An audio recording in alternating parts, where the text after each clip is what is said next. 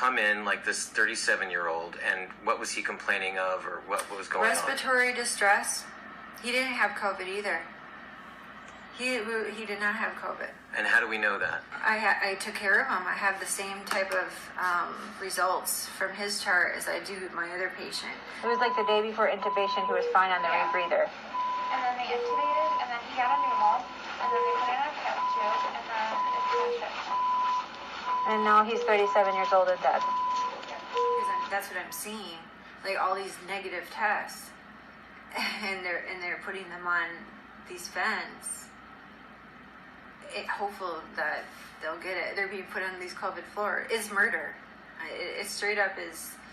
It is setting these people up for failure based on money. But Medicaid is who pays out, or who's paying this bonus of $29,000? I believe it's Medicaid, Medicare. It's government money, but I don't know exactly where it's coming from. But I know that it is. But I know the orders are coming from the above, someone above, and everybody says that it's someone higher up. I'm like, good, call them. Like during that DNR when they're telling us, or the full code when they're telling us not to, do CPR. I'm like, all right, call your higher ups then. Let's talk about, and they wouldn't, because they're all scared. Everybody's scared. And everybody's scared to stick up for themselves. And I've called a lot of doctors unethical to their face. And they deserve it. I am a nurse. I'm an advocate for my patients. And to the flip side of it, but I totally agree. But no.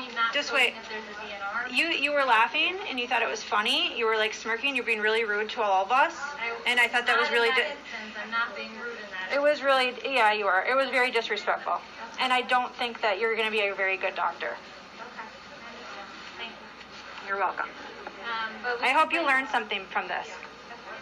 Was this the dentist, or or these are residents you're talking to? This one was a fellow. She was a CCU fellow. Cardiac. She was a cardiac fellow. What killed him? Did the vent kill him? Yeah. Oh, yes. They're so sedated. He had probably 8 or 9 drips. It's all sedation.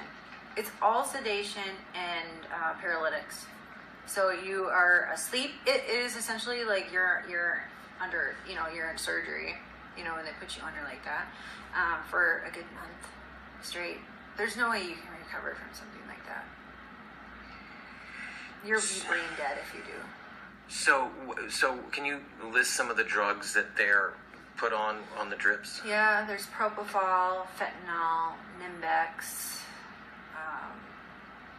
Versed. Gosh, hang on, I have a list.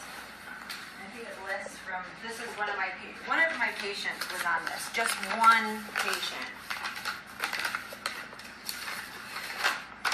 So Nimbex 100 milligrams, Precedex 400 milligrams, fentanyl 2,500 micrograms, heparin 25,000 units, Versed 50 milligrams, Levophed 16,000, Neo 50 milligrams, Propofol 10 milligrams, Vasopressin 100 units. This is one person, and all these drips are running at the same time into them. So, in the case of this 37-year-old, he comes in complaining of some respiratory distress. Did he have low blood oxygen? Totally healthy guy, and he was satting, that's the oxygen saturations, and 88, 89. So a little low. I mean, yeah, but people do that. You and I probably do that. We're not monitoring our oxygen, all day long. But he felt shortness of breath, so he came in. Yes. And what was the next step? What would have happened next? He went to a step-down unit, among other. What does that mean? Sorry. It's just a unit where people aren't quite on the vent yet, and I say on the vent yet because I should call it a step-up unit to the vent. But so was he? What's the phrase you used? COVID rule out. COVID rule out. So that's how they admit everyone to the floor that doesn't have a positive COVID immediately.